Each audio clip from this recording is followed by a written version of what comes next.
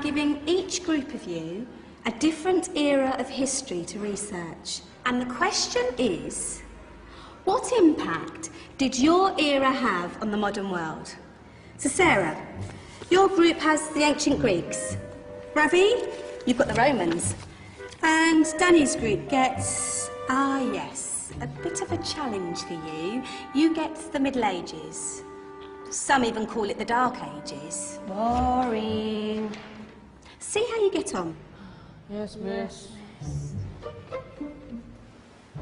So, Serene, yes, you get the Renaissance.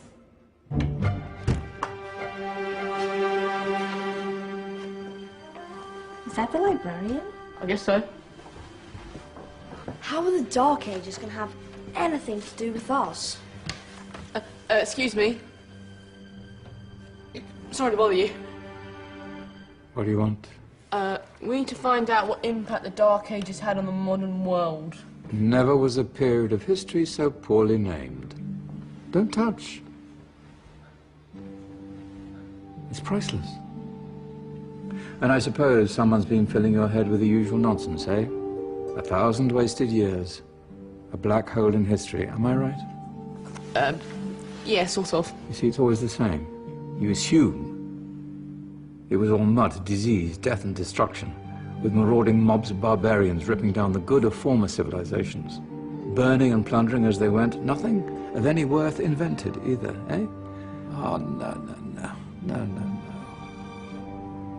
Go on, Beofrey. Sorry to bother you. Come on, it's probably not worth it. Everyone knows that the Greeks and Romans invented everything anyway. Oh, did they now? And you're sure about that, are you? You know, I might just have something for you. You seem to be up to the task. I suppose I could... Follow me. I've got just the book for you.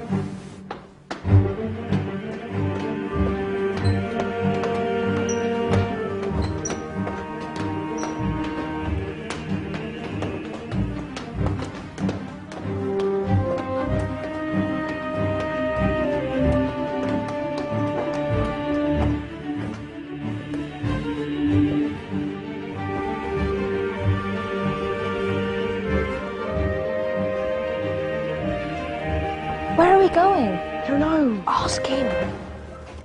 Excuse me. Where are we going? From darkness into light, my young friend. From ocean onto land, there are things you should know. Oh, yes, indeed. Yes, indeed.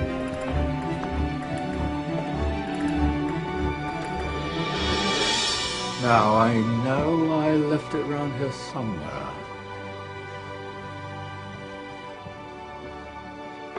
Ah, here it is. Now, take a look. If you dare.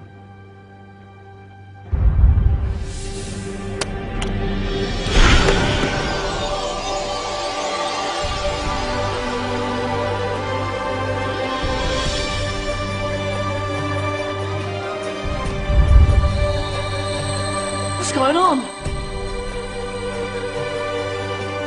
Welcome to the Dark Ages, or as it should be known, the Golden Ages. Who are you? I am Al-Jazari, engineer and ingenious inventor. I thought you said this was the Dark Ages. It doesn't look very... dark. That's because it's all a matter of perspective, my soon-to-be illuminated friend. Of course, there are parts of the world that weren't dark at all, but in a civilization that stretched from Spain to China, the golden rays of discovery and invention shone over everything. What civilization? The Muslim civilization, my young friend. Through scholars and scientists of various faiths, some of the most important discoveries known to man were made at this time. Discoveries that drew on knowledge of the ancients, but have more connections with your modern world than you could possibly ever imagine. Like what? Well, all sorts of things. I've got to get a picture of this. I knew it was a good idea. Who are you?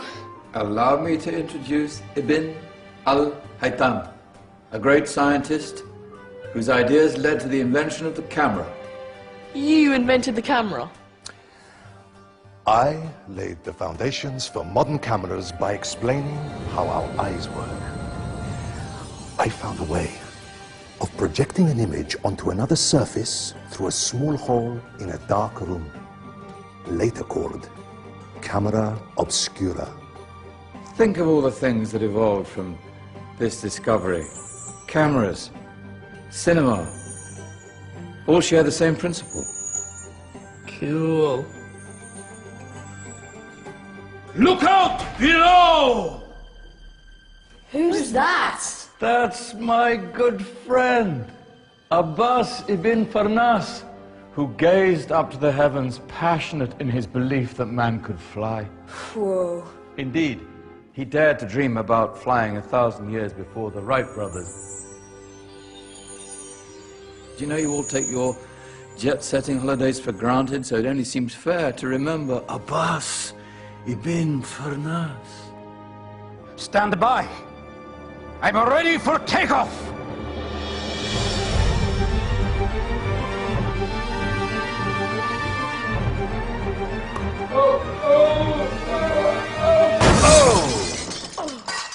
You did forget one thing, though. A tail, useful for landing. Ah, my back. Is there a doctor in the house? Did someone call? Ah, my old friend, why don't you introduce yourself to my young guests? I am Abul Qasim al-Zahrawi. Many call me the father of surgery. Did you actually do surgery back then? Of course we did. In fact, many of the surgical tools that I invented are still used in your modern hospitals. Excuse me, a patient needs my attention. Scalpel? I think I may need some stitches. In that case, I'll use catgut. Catgut? From the gut of animals. Perfect for stitching up internal wounds. Your surgeons are still using it today. Sorry, mustache.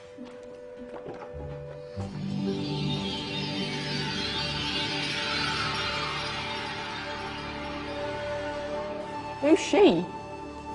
That's Maryam al-Astrolabi, one of the many brilliant women of her time. She made sophisticated astrolabes.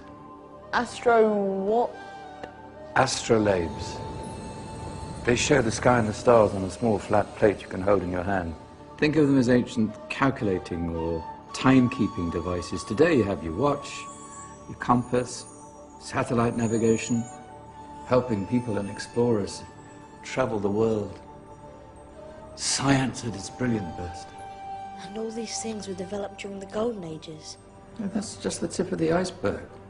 There were thousands of other inventions covering all areas of life, and in the years that followed, their influence spread across the whole of medieval Europe. So you see, it wasn't so dark after all. What about you? Me? What did you invent?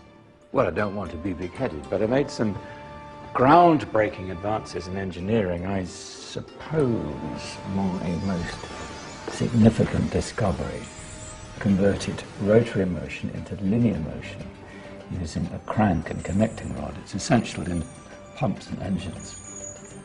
In fact, I've no idea how the Industrial Revolution could have happened hundreds of years later without such a device. Not that I ever get the credit I deserve.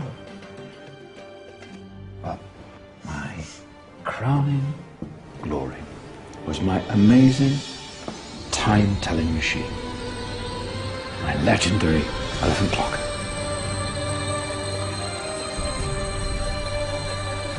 It's a clock. Yes. Dozens of components collected from different cultures around the world. Indian, Greek, Arabian, Egyptian, Chinese. Wow. A United Nations clock. That is pretty cool. Does it actually tell the time? Well, yes, of course. If it wasn't for me, thousands of people would be late for everything. Speaking of time, we better get you back. And remember, Spread the word. This is a golden age, and I've only shown you a tiny part of this wondrous time. There are countless other scientists and inventions directly connected to your modern world. You're just going to have to find out for yourselves. No, wait!